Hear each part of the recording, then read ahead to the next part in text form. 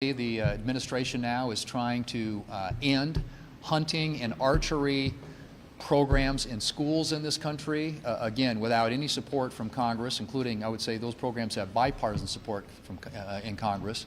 And then finally, trying to cancel oil and gas leases in ANWR, something that was approved by Congress back in 2017. Again, no authority, no consultation with Congress, completely bypassing the Article I branch of the government. These overreaches and grabs by this administration are indicative of a president and his team who don't understand that these policies are policies that need the support and approval of the American people and the representatives in Congress. And the one thing I can tell you is that the Republicans here in the Senate will continue to fight for energy security in this country and do everything we can to stop these crazy policies. We're going to do that on student loans. We're going to do that on the hunting and archery program. We're going to do that on ANWR and energy leases across this country that this president has decided, for some reason, I guess in deference to his far-left political base, try and cancel. American people need these energy projects for our economic security and for our national security. Joe Biden and the Democrats are intensifying their outrageous attacks on American energy, and the American public are paying the price. With inflation as it is, inflation lives and dies with the cost of energy. And what's happening with this Biden policy on energy driving up the costs, it's crushing people's hopes. It's stealing their dreams. It doesn't have to be this way. Gasoline prices across the country are now approaching $4 a gallon again. We have abundant energy in the United States, but Joe Biden is strangling energy, attacking it. He's on a warpath against American energy. He did it in Alaska, in the Gulf of Mexico, and now in Wyoming.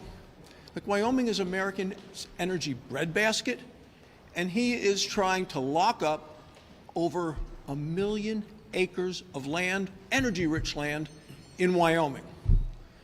This is a direct attack on American workers and on anybody who ever flips a light switch or fills up a gas tank. They continue to go after American energy. And why is he continuing this stranglehold?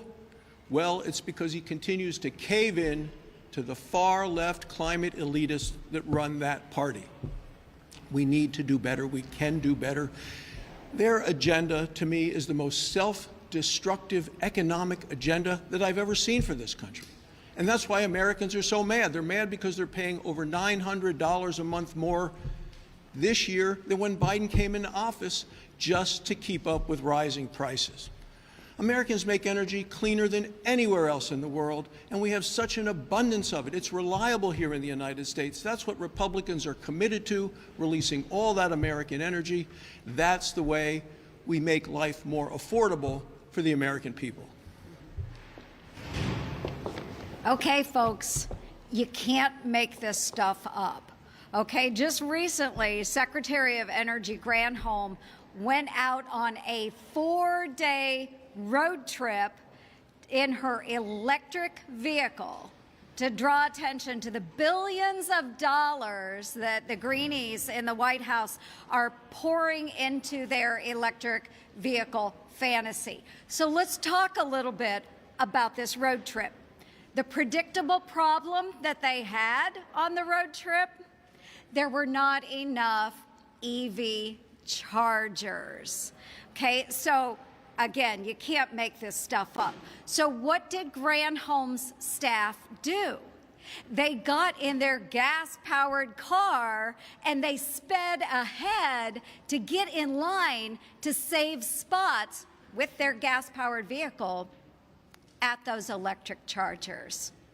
And it was so bad in one location because the gas-powered car was blocking all of the other electric vehicles that had to charge. It was a really hot day. A family actually called the police on them.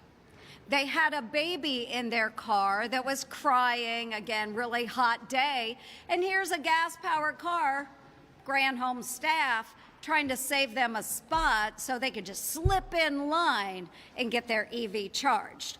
Okay, so folks, If the Biden administration can't make it from Charlotte to Memphis without an incident, then how do we expect that all of our non-tactical military fleet is going to get transitioned by the year 2030 without having big issues?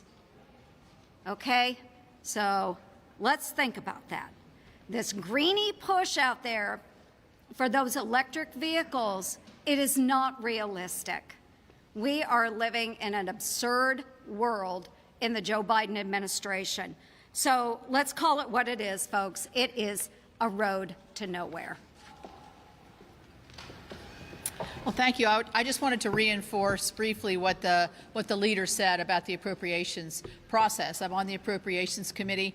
I think it bears noting that for 5 years we have not passed bills off the Senate floor. We've had omnibuses, we've had continuing resolutions, and none of those options are good for us. So I think that finally Leader Schumer has realized that that this is the way, the desire of the members is to have input into the appropriations process. We passed all 12 bills out of committee. We also want to do whatever we can to avoid a shutdown or to avoid a huge omnibus bill like we had at the end of last year. Both of those options are very undesirable, and they're not fair to the country, and they're not fair to the tax-paying citizens. And lastly, open amendment process. This is something that the members learned during the NDAA, and those two chairmen, or the chairman and ranking member, put together a process that made sure that everybody had a voice, everybody had a chance to have an amendment, and that's what the Appropriations Committee is aiming for this time.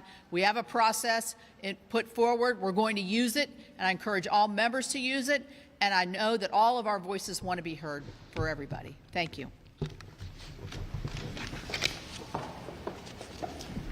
Well, Senator Ernst talked about the Secretary of Energy's challenges she had on her green energy tour most recently. And I think it demonstrates just how unrealistic the Democrats in this administration's green hallucination really is. You look at the state like Montana. You know, we get a lot of windshield time in Montana, traveling long distances. It's farmers, it's ranchers, it's truckers, or just folks going back and forth to work, or a veteran going to a VA facility. Because we only have one charging station in Montana per 1,700 square miles. But the Biden administration has clearly launched a war on Made in America energy. Senator Barrasso talked about the cancellation of leases, oil and gas in ANWR. By the way, that's 11 billion barrels of oil, shutting down and draining the Strategic Petroleum Reserve, the lowest levels we've had now since the 1980s, and then mandating over half of our vehicles on the market have to be EVs within 10 years. And sadly, the American people are paying the price at the pump.